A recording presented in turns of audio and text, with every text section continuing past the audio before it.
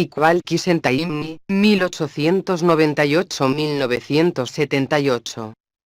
Renovación de sí mismo. O el cultivo de sí mismo a la luz del ocultismo. Capítulo 2. La constitución total del hombre. Después de mostrar lo que es verdadero ocultismo, podemos ahora tratar brevemente de algunos de los hechos descubiertos por ocultistas acerca de la constitución interna del hombre. Estos hechos son el fruto de descubrimientos realizados por un gran número de investigadores que han logrado desarrollar sus facultades sutiles y examinar los fenómenos de los planos internos de una manera perfectamente científica. En efecto, para un número de adeptos avanzados estas cosas pertenecientes a los planos sutiles son cuestión de experiencia directa, del mismo modo que los fenómenos de la vida física lo son para el hombre corriente que vive en su cuerpo físico. Ya se indicó en el capítulo anterior que el hombre tiene una constitución muy compleja y funciona en varios vehículos de conciencia.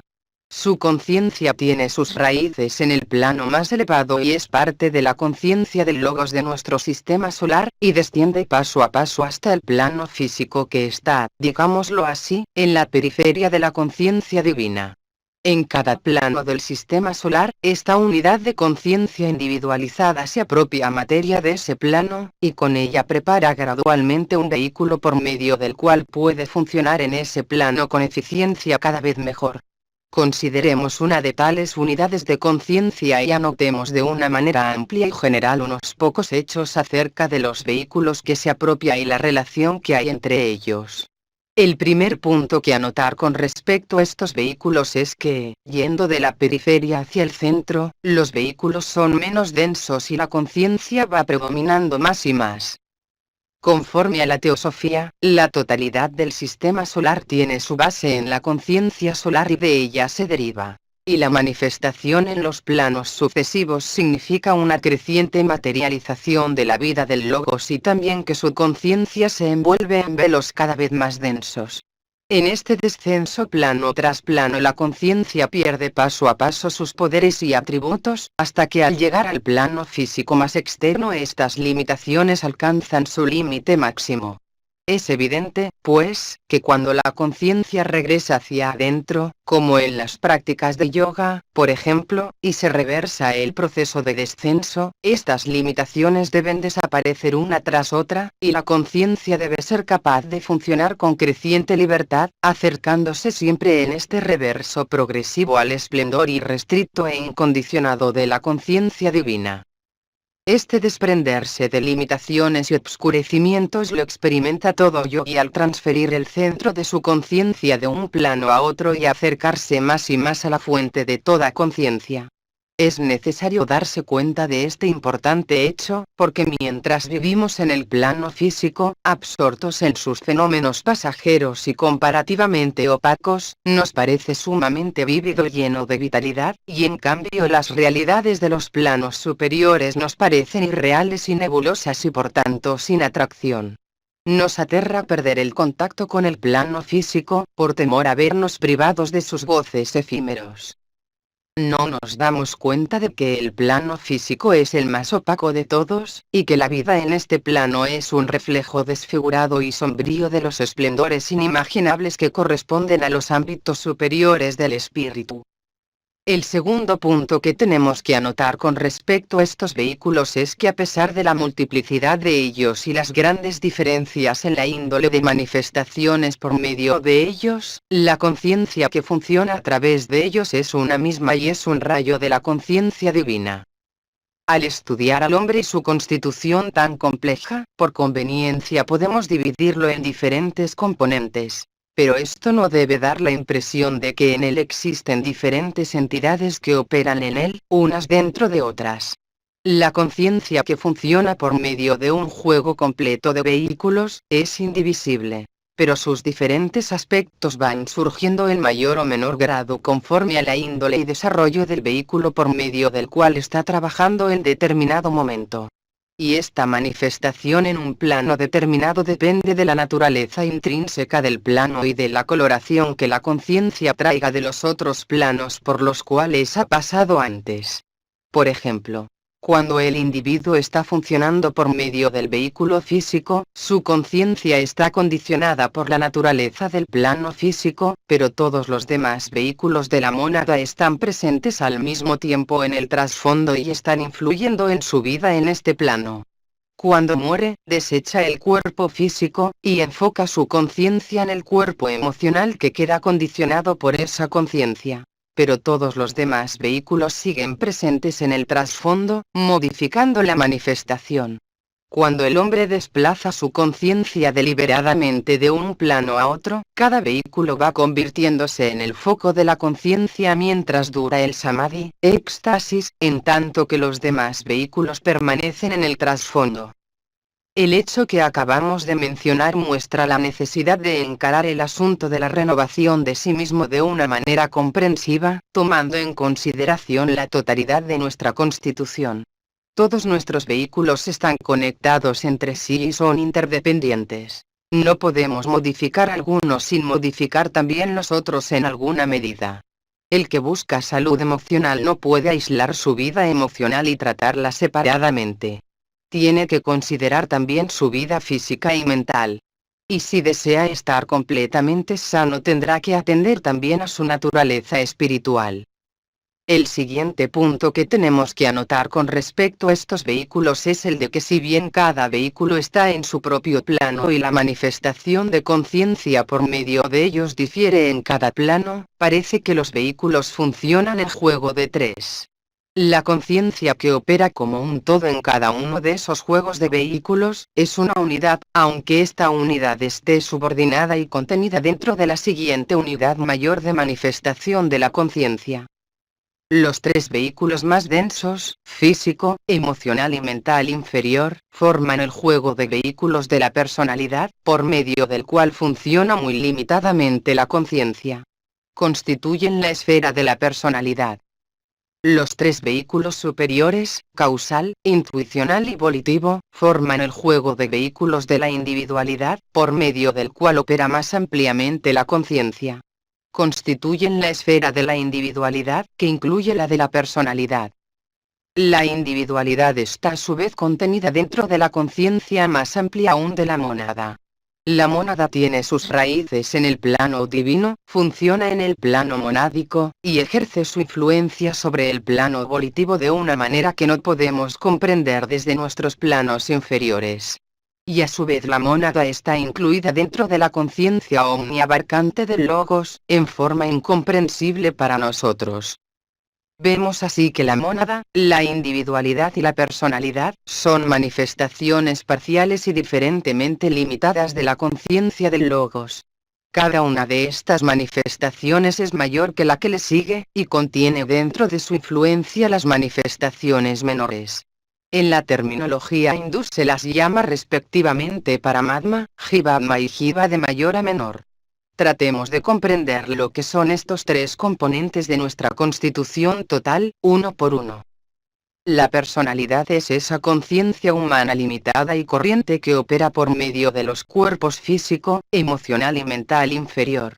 Como estos tres vehículos son temporales y se forman de nuevo a cada encarnación, la personalidad es evidentemente una manifestación temporal que se disuelve y desaparece al ir destruyéndose estos tres cuerpos uno tras otro durante la progresiva recesión de la conciencia que tiene lugar después de la muerte. Si bien la conciencia que opera por medio de la personalidad es un tenue rayo de la conciencia divina, se ha olvidado de su origen divino por culpa de las limitaciones e ilusiones de los planos en que funciona. Y así nace esta entidad temporal que se cree independiente y separada de otras. Esta entidad se mueve sobre el escenario del mundo durante unos años. Se retira a los planos sutiles después de la muerte del cuerpo físico, y, después de pasar un tiempo más o menos largo en esos planos se disuelve finalmente y desaparece para siempre. Pero los hombres, identificados con esta entidad ilusoria, se mantienen embargados en sus mezquinos intereses, olvidadizos de su destino mayor y de la vida mucho más espléndida que se oculta tras la máscara de la personalidad. Los pocos que ven a través de esta ilusión emprenden la senda que finalmente los conduce a la realización de su naturaleza divina y los capacita para usar su personalidad como instrumento de su yo superior. La inmensa mayoría nace, vive y muere en esta ilusión. Pasan de una a otra existencia y viven una y otra vez tan inconscientes de su verdadera naturaleza como las flores del campo o las aves y bestias de la selva. El siguiente componente de nuestra constitución interna es la individualidad, el yo superior, llamado también el ego, que trabaja por medio de los vehículos causal, intuicional y volitivo. Representa el elemento espiritual en el hombre. Es el ser inmortal que dura vida tras vida y gradualmente desarrolla todos los atributos y poderes divinos que lleva dentro de sí, durante el largo período cósmico de su evolución. Vimos arriba que hay una especie de unidad o cohesión en el funcionamiento de los cuerpos físico, emocional y mental inferior, que le imparte a la conciencia operante en ellos un sentido de personalidad. De la misma manera, los tres cuerpos que trabajan en los planos volitivo, intuicional y causal o mental superior, están entretejidos y le imparten una especie de unidad a la conciencia que opera por medio de ellos. A esta conciencia unificada se la llama individualidad. Esta individualidad, si bien trabaja bajo las limitaciones de sus propios planos, está sin embargo, muy por encima de las más grasas ilusiones que enturbian la visión de la personalidad y la hacen pensar de sí misma como de una entidad separada que lucha por su existencia independiente contra todas las demás manifestaciones de la vida divina. El hombre como yo superior se da cuenta de la unidad de la vida y de su unidad con la vida, y conoce el propósito divino de la evolución. Tiene la memoria de todas las vidas separadas por las que ha pasado en sus sucesivas personalidades. Puede identificarse en conciencia con todos los seres vivientes, por medio de su vehículo intuicional. Y puede tocar la conciencia divina por medio de su vehículo volitivo. Gradualmente, al progresar en evolución, el conocimiento, la sabiduría y el poder que son atributos de la vida divina, aparecen en la individualidad en medida siempre creciente, pues su futuro es el de algo cuyo crecimiento y esplendor no tienen límites. Pero este yo inmortal divino que es el elemento espiritual en el hombre, no constituye todavía el aspecto superior de su naturaleza. Dentro de él mora eternamente la mónada, el purusa de la filosofía Sankhya, aquel misterioso ser de quien no podemos formarnos ninguna idea aunque es el corazón mismo de nuestro complejo ser. La individualidad es inmortal, y aunque su vida es inconmensurablemente larga en comparación con la de la personalidad, tiene que al fin dejar de existir, puesto que nació en aquella hora particular en que se formó el cuerpo causal. En cambio, la mónada vive por encima del tiempo, en la eternidad. Es una en esencia con el logo solar. Es un rayo del sol divino. Tiene su centro de conciencia en el plano monádico, y cobija la individualidad e influye sobre ella en el plano volitivo. Lo que aparece como evolución y desarrollo de la individualidad está eternamente presente dentro de la mónada. De ahí que no evolucionamos de una manera caprichosa, sino que nos convertimos en algo que siempre hemos sido en nuestra naturaleza eterna. Esta idea ha sido expresada paradójicamente en la bien conocida máxima oculta: conviértete en lo que eres. Cada individualidad es única, porque es el resultado de la expresión de un arquetipo, el cual de alguna manera incomprensible al intelecto humano existe dentro de la mónada y se manifiesta gradualmente en términos de tiempo y espacio en el proceso de la evolución. Todo esto, desde luego, le parece absurdo al intelecto que no es sino una expresión inferiorísima de la realidad y que, por tanto, no puede esperarse que comprenda sin la luz de la intuición los aspectos superiores de la verdad. Pero a la luz de los planos superiores, lo que parece necedad al intelecto se hace claro como la luz del día, y las paradojas de la vida inferior se tornan en las realidades indivisibles y vivientes de la vida superior. Vemos, pues, que aunque cada unidad de conciencia llamada mónada o purusa es, en último análisis, un centro por medio del cual la conciencia y la vida del logos encuentran expresión en los diferentes planos, sin embargo, al considerar la constitución total de una de estas unidades tenemos que entendernos con tres componentes claramente demarcados y distintos. Cada uno de estos componentes es una expresión parcial y más limitada del componente que le sigue por encima, y su propósito en el esquema de la evolución es el de ayudar al desenvolvimiento de ese componente superior. La función de la personalidad como auxiliar al desarrollo de la individualidad puede comprenderse mejor observando el crecimiento de un árbol. El árbol echa hojas nuevas cada año en primavera, y por medio de su follaje absorbe dióxido de carbono, el cual tras de muchos cambios es asimilado en el cuerpo del árbol y contribuye a su crecimiento. Luego el árbol se desprende de sus hojas en otoño, pero antes recoge dentro de su cuerpo la savia enriquecida, para volver a verterla en las nuevas hojas en la primavera siguiente. Año tras año se repite este proceso y el árbol crece en tamaño y vigor, como consecuencia. En forma similar, la individualidad toma un nuevo juego de cuerpos en los tres planos inferiores y vierte una porción de sí misma en cada nueva personalidad que así se forma. Esta personalidad vive su lapso en la tierra y recoge un número de experiencias, pero antes de disolverse y desaparecer tras de gozar de la vida celestial, entrega la esencia de sus experiencias a la individualidad, con lo cual la enriquece y ayuda a crecer. De este modo, cada encarnación sucesiva sirve para perfeccionar más las facultades y poderes latentes de la individualidad, capacitándola para expresar más eficientemente la vida divina.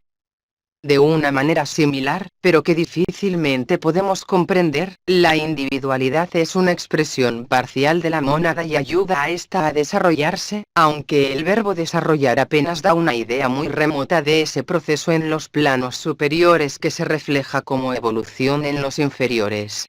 No existe una palabra para indicar ese proceso que debe estar ocurriendo en el plano monádico y que corresponde al desarrollo gradual de las cualidades y poderes divinos en la individualidad en los planos volitivo, intuicional y causal.